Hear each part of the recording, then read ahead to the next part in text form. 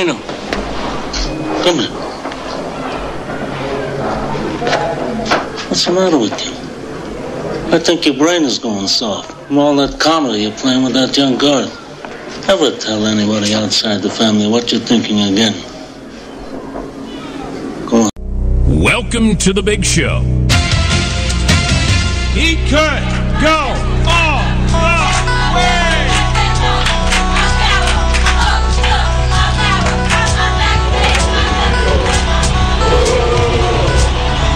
Oh, America! Are you serious? It is showtime, baby. Here we go. Slam Jam Slam Jam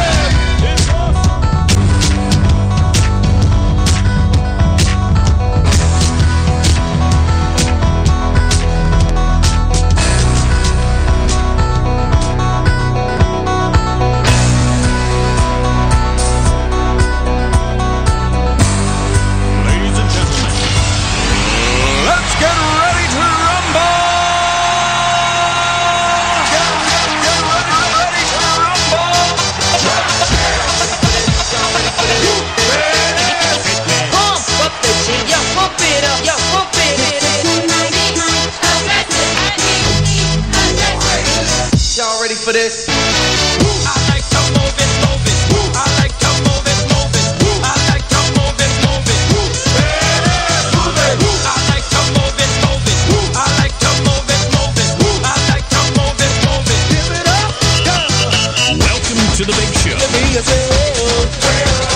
Simply wait. What's about to say well?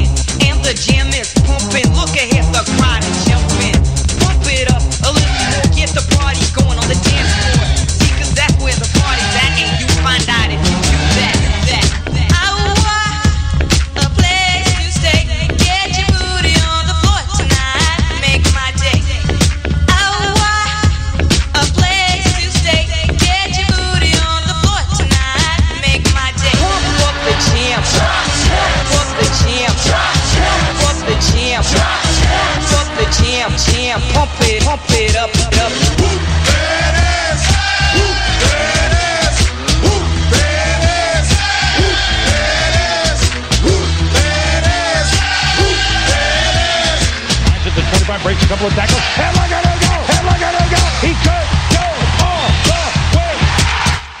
And welcome to Cold War Radio, ladies and gentlemen, live on our home base, WAAR. We are America Radio, your number one source for streaming political and government talk anywhere. Also available at weareamericaradio.com/live. I'm Hutch Bailey Jr., deep down in the bunker in the Smith & Wesson studio in the city of Pittsburgh, and from north of the Arctic Circle, ladies and gentlemen, let me welcome Norway to the program. Come in, Norway.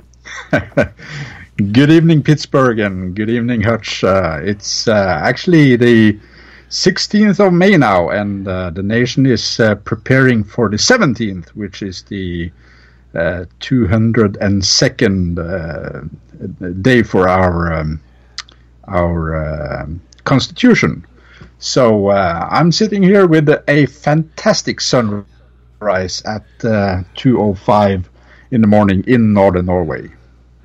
Outstanding, no doubt about it. Please like the Facebook page, facebook.com/Cold War Radio, 2 A's in war. You can catch the program on Blueberry, Roku, YouTube. Cold War Radio is an iHeartRadio program. There's also a Cold War Radio app. If you go to your app store, it's free. Just type in Cold War Radio. You'll find it. You can chat on the app and everything. The email is scrtv@live.com. The Cold War Radio patron hotline is 412-567-2449. That's 412-567-2449. If you'd like to be part of the program, the chat room is up on Spreaker. If you don't know how to get there, go to steelcityresistance.blogspot.com, and there's a link, all the links you'll ever need right there. You can also catch the show notes links, which you're going to need tonight, a couple in-depth stories that we're going to be able to tickle the top of, but we're not going to be able to get down into them.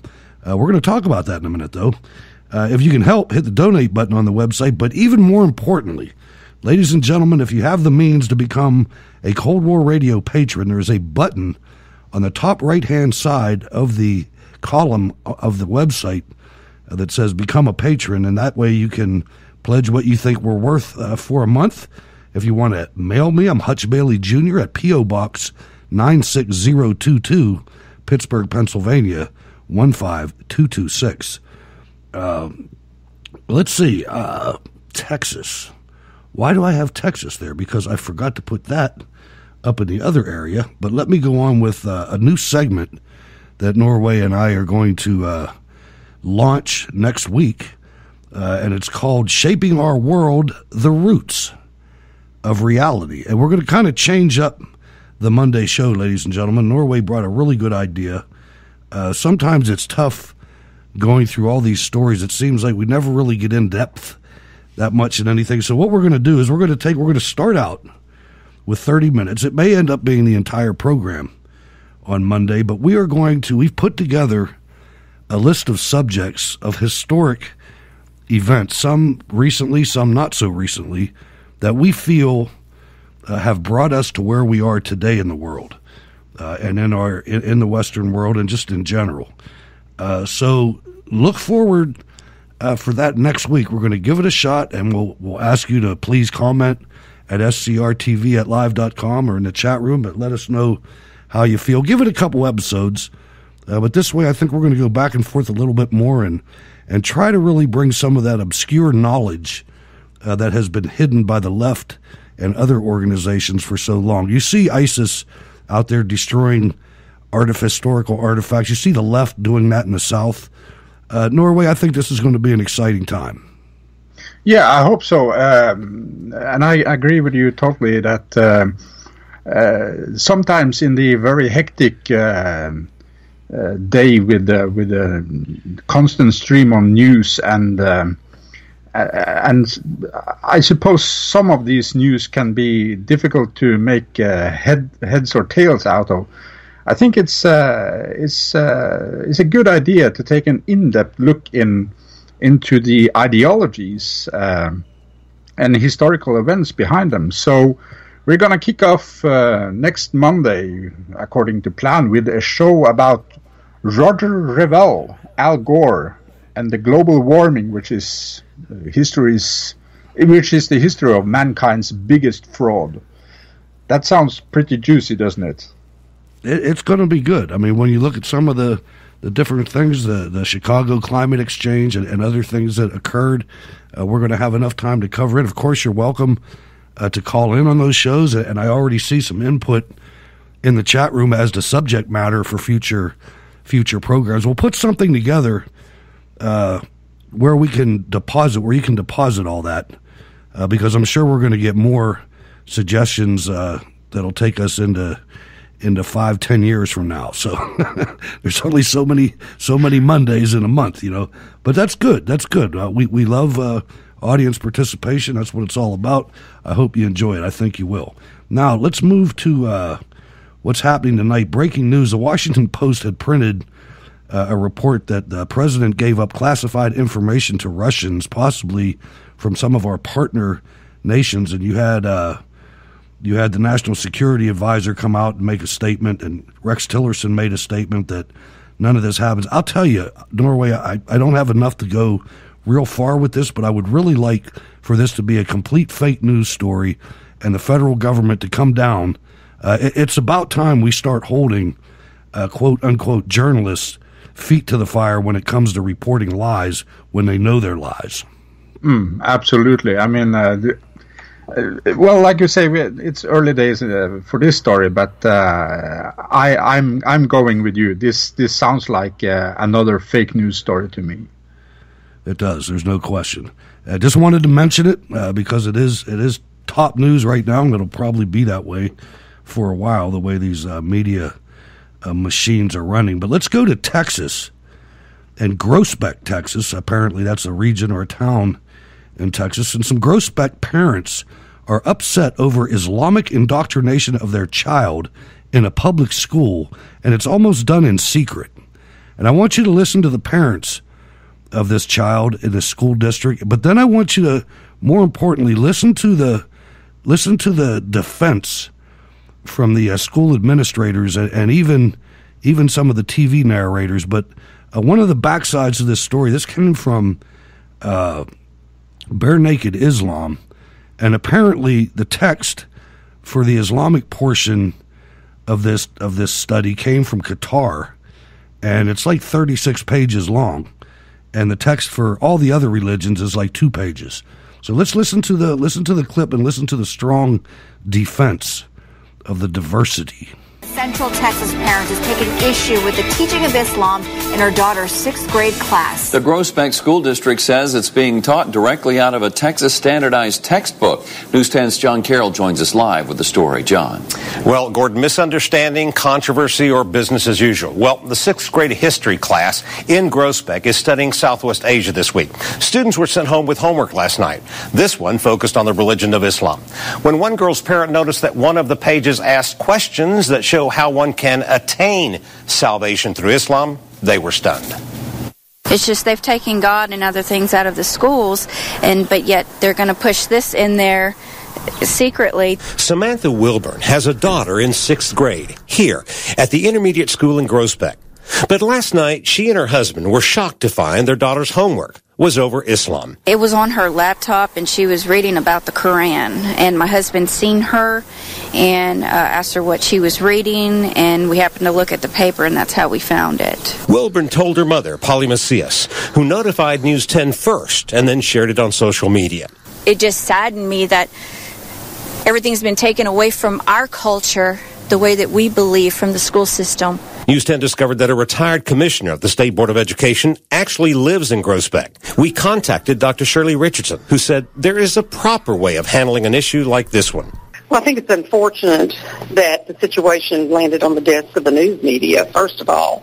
We have an outstanding chain of communication in Groesbeck ISD. Any reason that you just wouldn't wait till this morning to go to the schools before you go to the news media? No, I think it's something that everyone needs to know because we are dealing with stuff in our nation. Groesbeck School Superintendent Dr. Harold Rahm has been in education nearly 5 decades. He says the teacher was just following curriculum put out by the state. That it meets the TEAC standard, which are the Texas Essential Knowledge and Skills for the state of Texas. Rahm says the students are being taught about all of Southwest Asia. So they're not just being taught about Islam? No, they're taught about all of the different religions. In fact, the chapter being taught starts with Judaism, then Christianity, and then to Islam and other religions. This is, again, educating kids and giving them the opportunity to understand other religions and other cultures. This is a very conservative Christian community, and I would say that's the value. So, yeah, educating kids, Norway, that's what it's doing, but I'll bet you they don't say anything about beheadings or the jizya or dimitude or anything like that. No, absolutely. I mean, this is... what beats me is that CARE is still operating in America. I mean, it's a terrorist organization. And it's been known to the American public that it is a terrorist organization for years. They were the unindicted conspirators in the Holy Land Foundation trial, and they're still at large, and they're still doing their thing. And it's just beyond me that this is still happening. And I pray to God literally that Donald Trump is aware of the role CARE has in America and uses his power to simply to put a stop to it, because it's gone on for way too far. Well, you can tell that he's got advisors in Dr. Sebastian Gorka next to him, the way that they tried to vilify him. You know that if Gorka had 10 minutes with Donald Trump between the election and now, he told him. There's no question that was one of the upfront things that he brought to the table right off the bat. Now, you talk about care. Let's talk about during the Obama administration when they gutted the training programs at the FBI and they made them take out all references of Islam and jihad and everything else. Well, that's been reversed. And I want you to listen to some care. I'm not sure that they're care people, but the care symbol is on the video. And I'm going to bet that they are actually care operatives. But I want you to listen to them boo-hooing about this. It's quite excellent. America's Federal Bureau of Investigation has said it has discontinued a lecture that taught counterterrorism agents that mainstream Muslims were violent. Now, this move comes after leaked documents revealed controversial elements in the FBI's training manuals. According to those documents, mainstream American Muslims are likely to be terrorist sympathizers. They also say that the Prophet Muhammad was a cult leader. And the Islamic practice of giving charity is no more than a funding mechanism for combat. One presentation also states that the more devout a Muslim is, the more likely he is to be violent, and that Muslims are far more violent than Christians or Jews. Well, Spencer Ackerman is the journalist who broke this story for the website Wired.com. And my colleague Anna Naidu spoke with him earlier and asked him what these documents tell us about the FBI's training program. There's clearly a real rot that exists and has been chronic inside the FBI for these reasons. This isn't the first time. We've uncovered documents back in July that showed, as recently as January 2009, before these most recent ones that we published yesterday, showing a great deal of what you might call anti-Islam documentation. So there's still a real sense of ignorance and, to some degree, I think, fear of Islam that has found a surprising home within the FBI. Now, what you've just been telling us, some of it is so far off the curve here. If implemented, wouldn't it be violating perhaps the civil rights, civil liberties of people in the United States?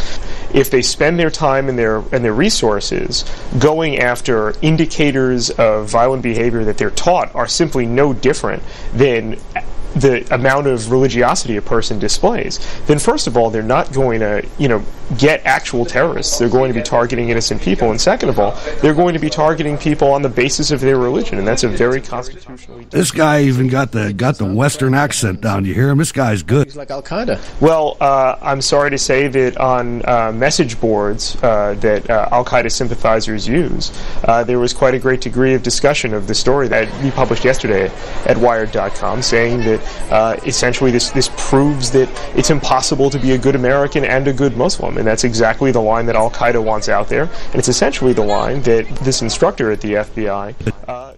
It is impossible to be a good Muslim and a good American. I'm sorry. If you're a good Muslim, then you're a practicing Muslim and you listen to everything in those books. You can't live here. Absolutely. And I said for years that, the Muslims with the traditional garments and I'm probably gonna get hate mail for this, but with the suicide bomb belts around their waist, they're really not the ones I'm worried about. The ones I am worried about are the highly educated guys and girls in Western attire, which Huma Abedin. Huma Abedin springs to mind exactly. Who are very eloquent in their way of whitewashing what Islam is really about. Those are the guys I'm worried about, because they're likely to be listened to by stupid politicians that haven't read one sentence from the Quran, the Hadiths, or the Sirah. And when they whip out that $50,000, that always greases the skids as well. And they have access to plenty of cash. Now, I have one more voicemail to play because I like this. And I just wanted to make sure people knew this, especially people listening to the podcast. I haven't put this out because I didn't really think about it until I got this voicemail. But you can voicemail the program if you're not listening live, or even if you are. But prepare to copy 412-567-1460. 412-567-1460 is the voicemail number, not to be confused with the Cold War Radio Patrons hotline, 412-567-2449, if you want to be on the show live. Let's listen to Tom, and the show is rolling down the tracks of America, ladies and gentlemen. Take a listen. Hey, Hutch. This is Tom. I'm out here in Reno, Nevada. I just want to say that I love listening to your show. I really do. I podcast it, and I'm a locomotive engineer, Hutch. And I'm going down the road. I got my little earbuds in, and man, you'd be surprised how many of us railroaders voted for Trump. So I know we're a big union shop and we're supposed to vote Democrat, but I think a lot of us are just fed up with it all. So anyways, as soon as I figure out how to, I'm not really computer savvy, so as soon as I get myself set up, I can't wait to really listen to you guys live. Maybe make a phone call one day. So anyways, man, keep it up. And once again, I really enjoy it. And I'm glad you guys are cutting through the crap. I started off watching Fox and I caucus for Trump out here in Reno. But anyways, I'm glad radio and you guys are doing it, man. Get the real info. Okay, have a good one. Bye-bye. All right, so Nevada caucus member Tom riding down the rails, listening to the show. I love that, Norway. I just love it. Absolutely. I mean, I have to admit that it sends a bit of a shiver down my spine listening to Tom here, because I realize this is actually the American voter that brought Trump into office. This is it. It's this guy. You know, it's the regular guy, and it says something that is very daunting, because he says that he was told to vote for Hillary Clinton, but he is just fed up with the system. And I think that it's the perfect picture of the 2016 election. And you know, something else before we get into these articles, and for as far as I'm concerned, we don't even have to get into the articles, and we got something to say, because that's better radio anyway. But you know, I have a message to the Republican Party, especially the leadership. Now, you people have proven in the past that you're pretty thick when it comes from learning from failure. You continuously fail after fail after fail. I want you to understand, what was the final tally? 75 million? I forget how many millions of Americans voted for Donald Trump after all of you people told us not to. After all of you people tried to make a fool out of him, he won in an electoral landslide. And if it wasn't for the voter fraud, which we're going to find out about here pretty quick if we can get to that story, but you weren't elected by somebody else. You were elected by the people that elected Donald Trump. And if you think that the shenanigans that you're pulling right now by not backing this guy is going to help you in 2018, 2020, 2022, for the rest of the future, you're crazy. If Donald Trump fails, I guarantee you're going to fail. Nobody's going to come out and support you unless you support this president. And I'm serious about that. You better take heed. You better take heed, because I've had about enough of this. Why aren't 30 of you out there trying to defend this guy? It's getting sickening. It's enough of that. Now, let's, every now and then you get fired up a little bit. This is, and it's great radio, Hutch. And you know what? I bet our entire audience is applauding you right now, because everything you say there is true. And I had to bite my tongue, because when you say the politicians are really thick when it comes to learning from past mistakes, you're just hitting bullseye right there. I mean, it's golden. And you know, they never do.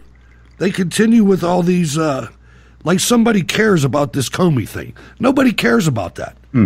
Nobody cares about any of this that you're bringing up. And I mean, I'm already seeing the stories that Trump is going to drag people down in 2018. Trump is your only hope in 2018.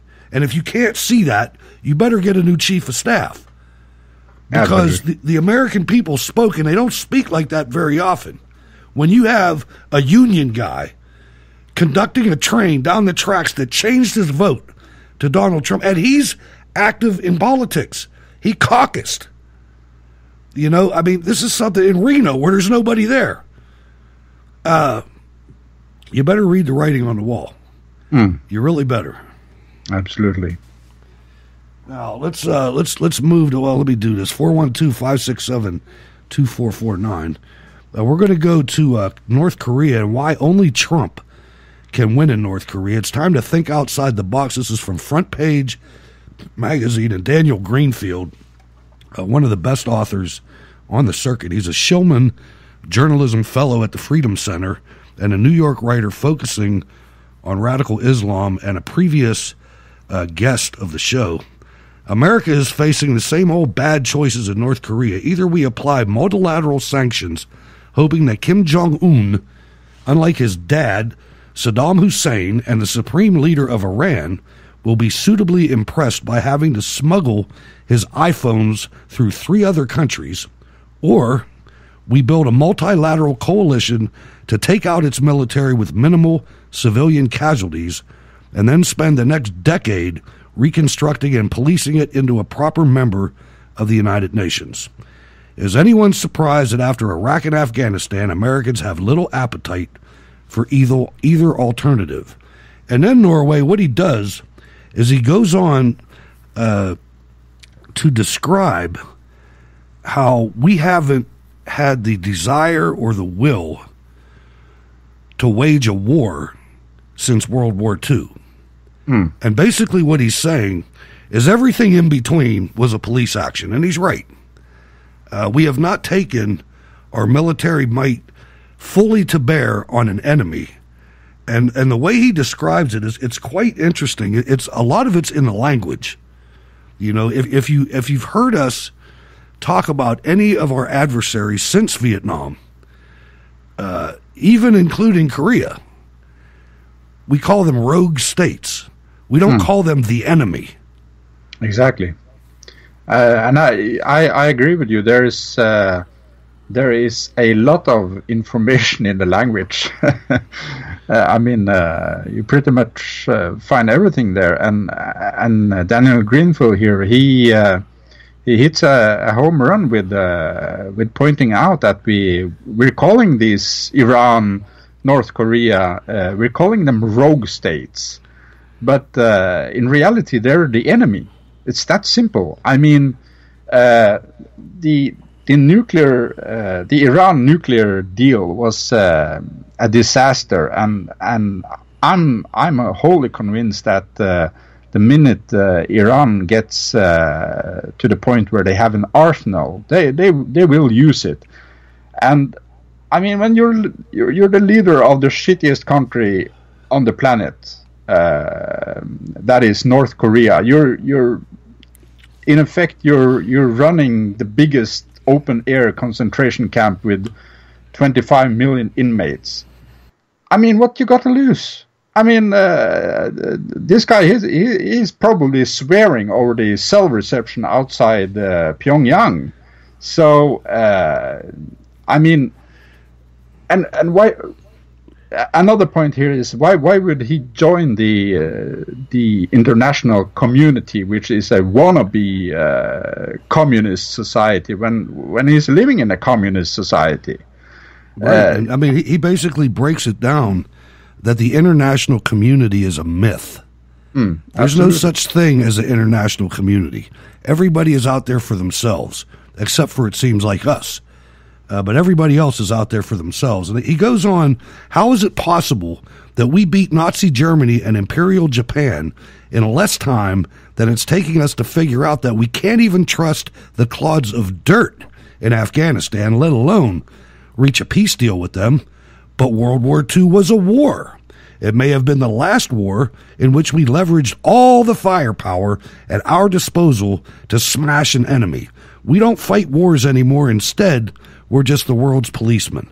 And then he goes on to show how the military has been used like the police lately, and talks about the vocabulary, like I said, but this is something that, you know, if we're going to do something about it, and think of the ramifications if we don't.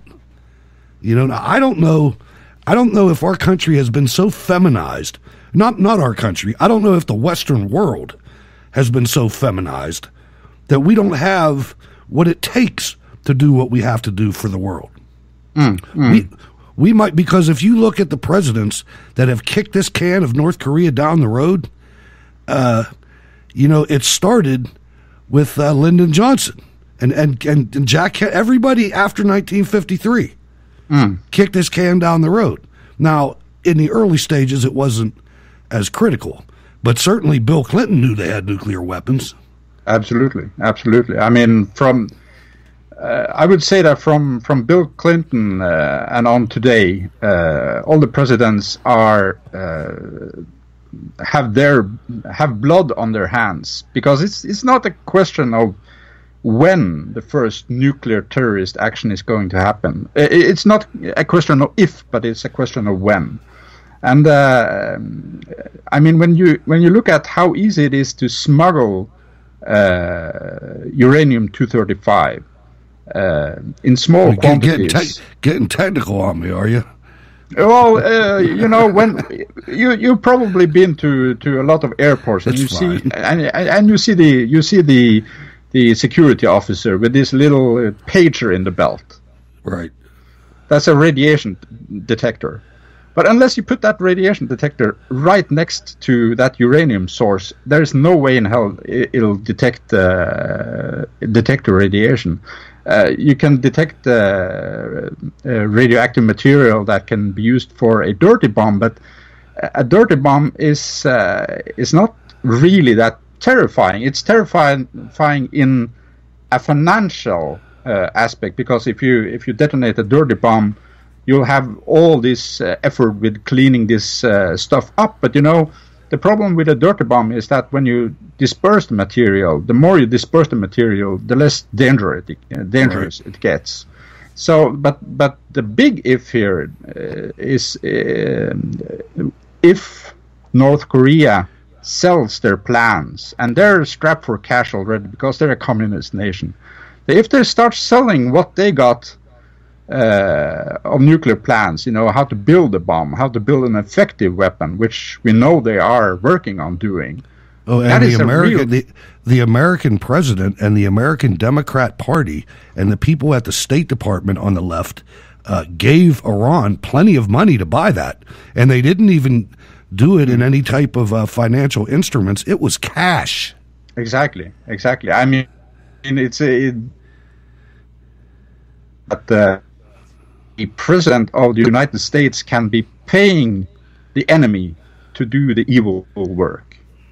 Absolutely, and then he wraps it up. It's absolutely amazing. I mean, that guy should have been indicted with high treason long time ago, because that's what it is. That's what makes all these arguments about Trump and Russia so comical.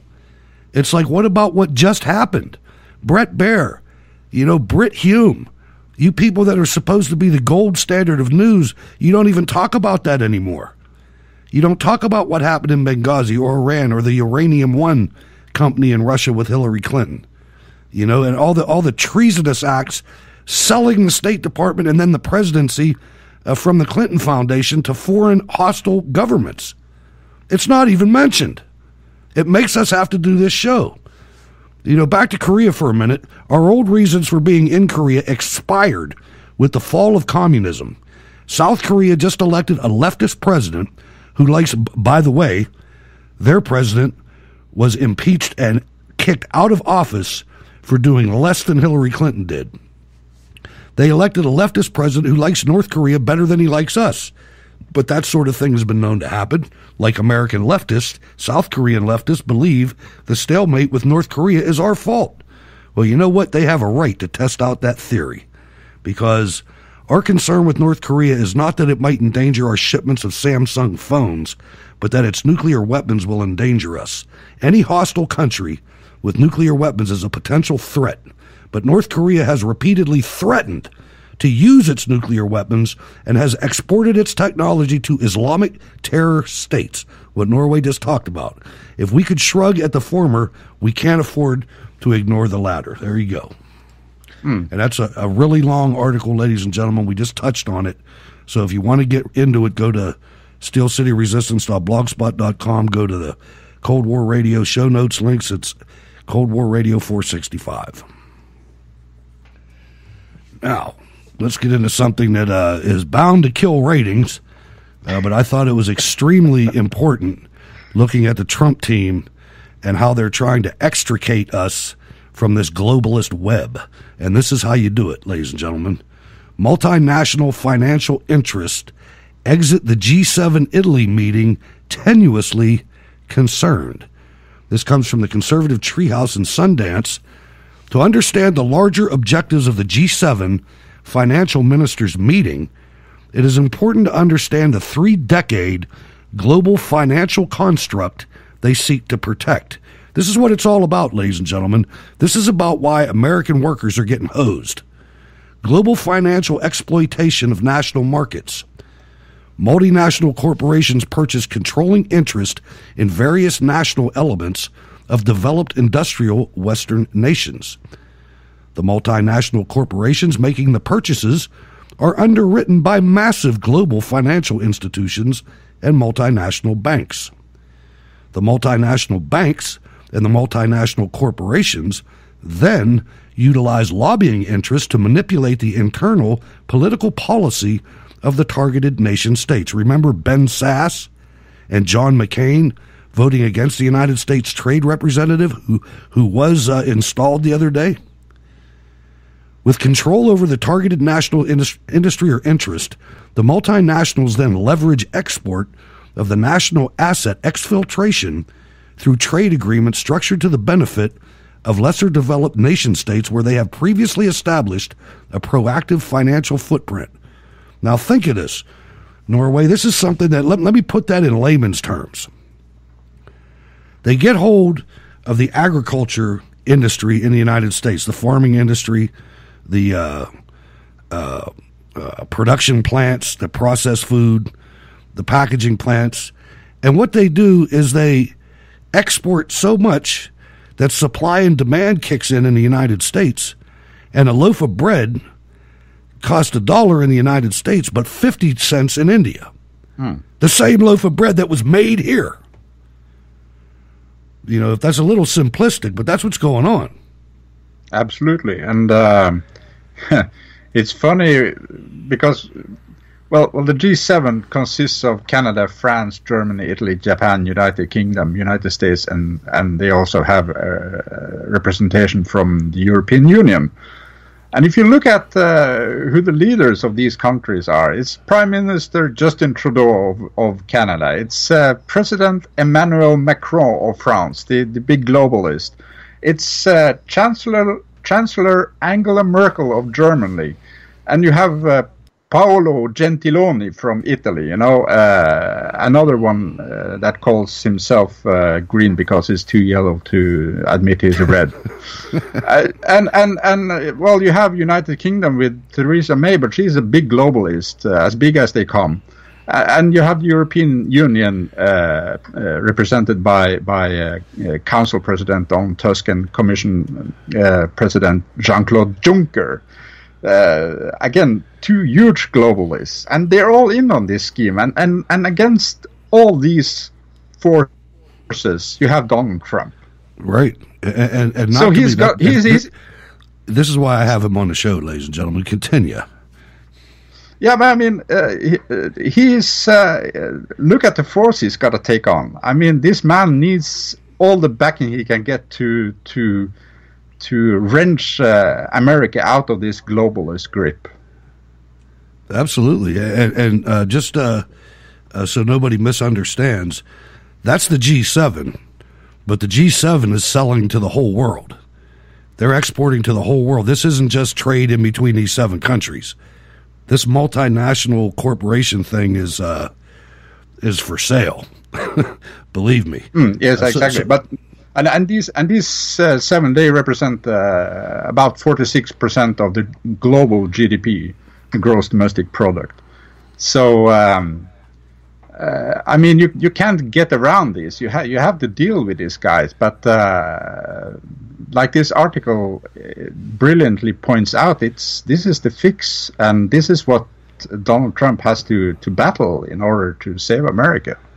Right, and luckily, his name doesn't come to mind right now. I did a report on him 2 nights ago, a very good report that showed John McCain and Ben Sass's true colors. Those two are traitors. They're traitors of the United States economy. They're horrible, both of them, and they're both bought and paid for. But let's go to the American thinker and Rick Moran, because there's good news on the horizon. One of the most important things to me is the integrity or lack of integrity of our voter situation. Now, there's been a commission on voter fraud to investigate voter suppression, and the newly minted vice chairman of the commission that will be looking into voter fraud in the United States says the group will also examine voter suppression as well as other irregularities. Kansas Secretary of State Chris Kobach, who was named vice chairman of the Advisory Commission on Election Integrity, made it clear that the commission would take an expansive view of issues concerning elections in America. In addition to focusing, this from the Washington Times, in addition to focusing on voter fraud and election irregularities, the commission will also be looking at claims of voter suppressions, claims that certain laws suppress turnout, things like that, Mr. Kobach said on CNN. So we'll be looking at evidence of all of these questions. And the good part about that, Norway, is this has been the left's clarion call every time anybody wants to get the election process to have a little bit more integrity. They say that, oh, there's so many people that couldn't vote, and you hear it every time this subject is brought up. So I hope they do an exhaustive investigation into that and put it to bed forever. Absolutely. I mean, this is also a big problem that is near and dear to my heart, and I'm to this day I am wholly convinced that Donald Trump won by a landslide. So he won by a landslide, but it trickled down to a mere victory because of all the voter fraud and election fraud.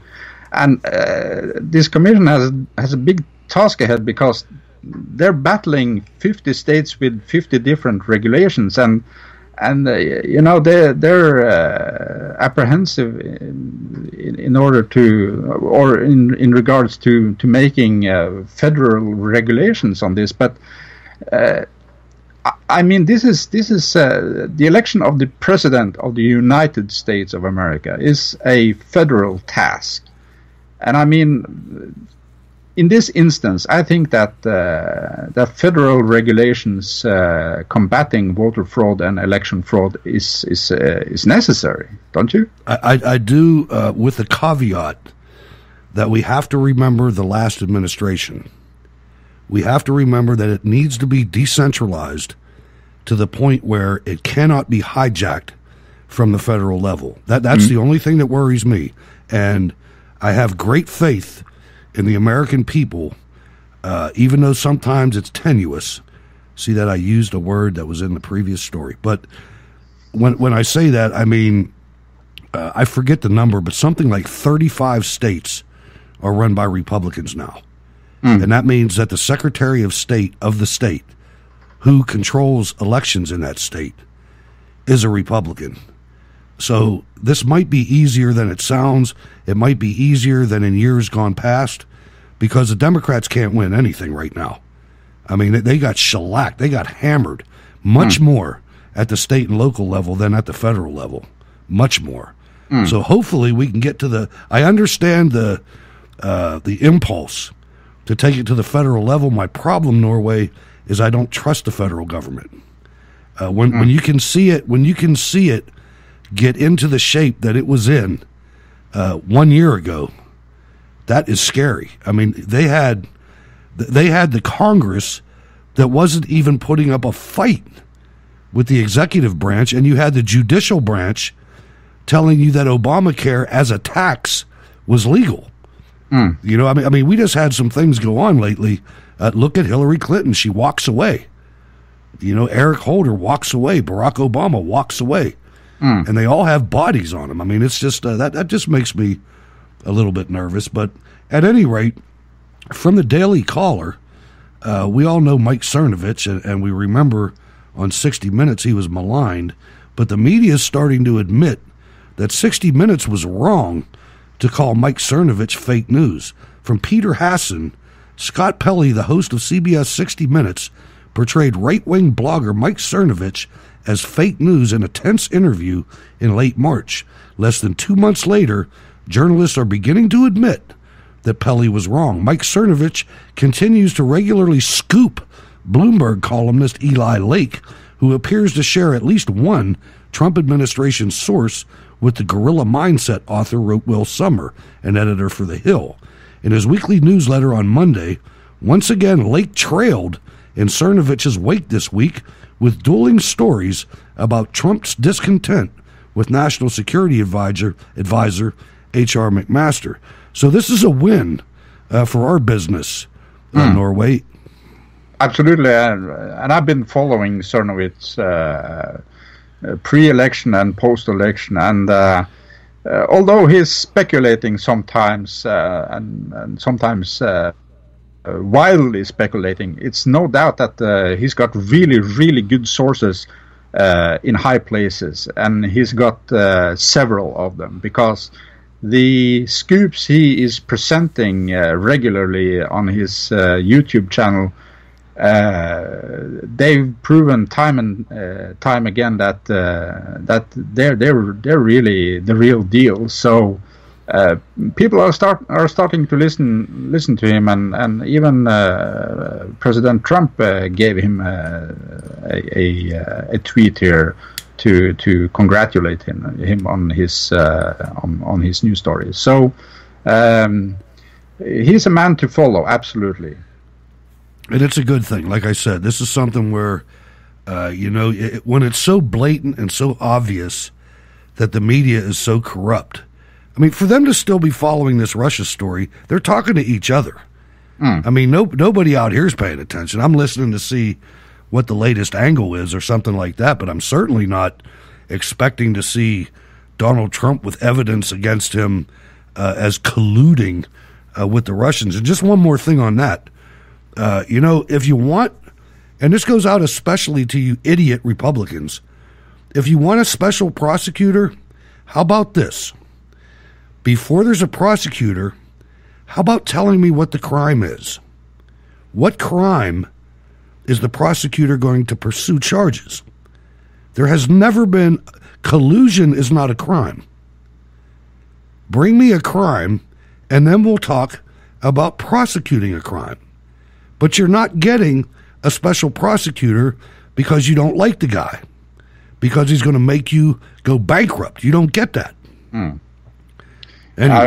When you look at the news media today, it reminds me of physics class in high school. I don't know. You've probably seen that film of the Tacoma Narrows Bridge, which goes into stronger and stronger oscillations, and finally the bridge breaks up, and cars go into the ocean, and so on, so forth and so on.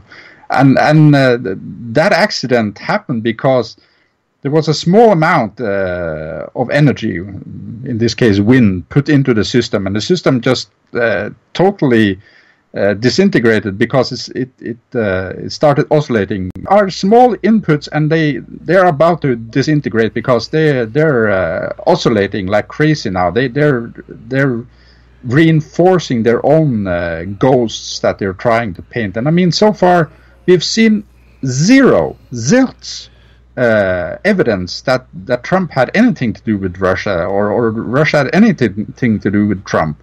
So it's one big baloney. Absolutely, and I'll say it again. I said it before to Eddie, and this is one of the reasons that we set out to do these shows, is because so many basic tenets of our current, and it's also why we're going to do the segment starting next Monday. Some basic things have to be reintroduced into the conversation to think that one of the world's most successful capitalists, Donald J. Trump, would have anything to do with a guy like Putin, who is the antithesis of capitalism. is bizarre. It's absolutely bizarre when you have a proven history that goes back to Joseph Stalin of the Democrat Party of the United States colluding, and worse, with the communists. It's just bizarre. And you have these so-called journalists that are such prostitutes that they've sold out. I mean, it's absolutely sickening. Now, finally, Norway, from the Daily Caller, from the same author, Peter Hasson. He did good today, Peter, twice on the show. Didn't even notice that. But Matt Drudge came out the other day and said that Trump needs... the title of the article is President Trump following Matt Drudge's advice? Just days after conservative news magnate Matt Drudge said President Trump needs a clean house at the White House, Trump is reportedly considering doing exactly that. We never got one damaging leak of the Obama White House staff in 8 years. Under Trump, they appear hourly. Big danger. Small leaks sink ships, Drudge tweeted last week. In response to a new flood of leaks from White House staffers, he added, Trump advisors leaking to media are now deliberately sabotaging presidency. Major house cleaning is needed for survival. Now it seems that Trump is considering firing many of the members of his inner circle. Now, I don't know that this is true, but we hear this, including Press Secretary Sean Spicer. I think that's a mistake. Chief of Staff Reince Priebus, I think that's a good deal. White House Counsel Don McGahn, I don't know him. Chief Strategist Steve Bannon, I don't think he should, but I'm not in the room. Norway, your thoughts? Well, I lost connection here, but I didn't hear what you said about Sean Spicer. Well, I think that's a mistake. I don't think that he should go. Yeah, no, exactly. I'm with you on that. Sean Spicer is, as far as I can judge, it's difficult, but I would say he is definitely on the Trump team, and he's a loyal team player. So I saw him for 5 minutes today at the news conference today, and he was a warrior. He wasn't giving it. I saw him at the end of the conference, and they were asking him stupid questions, and he was just batting them off like flies. Absolutely, and I think he does a terrific job. He's a very good spokesman for Trump. He is Trump's face to the public when Trump is working, and so far he has. What he's done so far is a definite A in my book. Mine too. Reince Priebus, no. I wouldn't lift an eyebrow if he was put in. Like you say, he got rewarded for his work during the election. Now it's time to go on your own living. Yeah, like you said, Don McGahn. I don't know who that is, but when it comes to chief strategist Steve Bannon, definitely no. I mean, Steve Bannon has been one of the absolute cores of Trump's campaign, and Trump is not an ideologue. He is a doer. Right. But he needs an ideological anchoring, and Steve Bannon is that anchor. And, well said. And the way Steve Bannon has been attacked again and again and again is a clear indication that the enemies of Trump needs him gone. I agree. And one thing I'll say also is I think it would behoove President Trump, and he's probably not going to do this, just because of the nature of the man. But if it was at all possible, if he could somehow extricate his family from the inner circle as far as decision making, that would be a plus. Absolutely. Because they're going to hammer him on that. Yes, and that's an easy one. I mean, you have. I know I am going to get hate mail for this, and I had a lot of friends on my neck for this, but Ivanka Trump needs to go. I agree, 100%, and her husband too. She is, and her husband too. She is way close to Trump in terms of emotions, and she is a socialist. I mean, when she's trying on Mother's Day to propagate this notion of the gender pay gap, which in several scientific publications has been proven to be wrong. There is no gender pay gap in the Western world. Actually, if you add everything together with maternity leave, etc., and the time taken off work, women earn slightly more than men in the Western Hemisphere. So the way she gets along with Justin Trudeau and the way she's been propagating these socialist notions, no, she's got to go. That's an absolute. I agree 100%. And the same with Jared Kushner. These people are Manhattan elites. Even if they're Republicans, they're not Republicans, as a matter of fact. But even if they were, they would be rhinos at the very best. Exactly. So it's something that. It would serve them well. We're out of time, Norway. Thanks to everybody for listening. I'll get to that in a minute, though. But how can people reach you on social media? I am Norway for Trump on Twitter and Gab. And I would say thank you to our excellent audience in the chat room. I'm sorry I'm not much for chatting this late in the night, but thank you anyway. God bless. All right. Thank you, sir, for another excellent performance on a Monday night. Looking forward to shaping our world. I'm Hutch Bailey Jr. on Facebook, Berg's Eye View on Twitter. I want to thank everybody in the live listening audience and in our outstanding chat room. Also, to anybody that's listening to the podcast, man, we love you too. If you want to leave a voicemail, 412-567-1460. We'll play it on the show, unless it's ridiculous. I reserve that right. But Wayne Dupree show coming up next at 9 p.m. We'll be back tomorrow with Cold War Radio. Thanks for letting us into your life for an hour. God bless.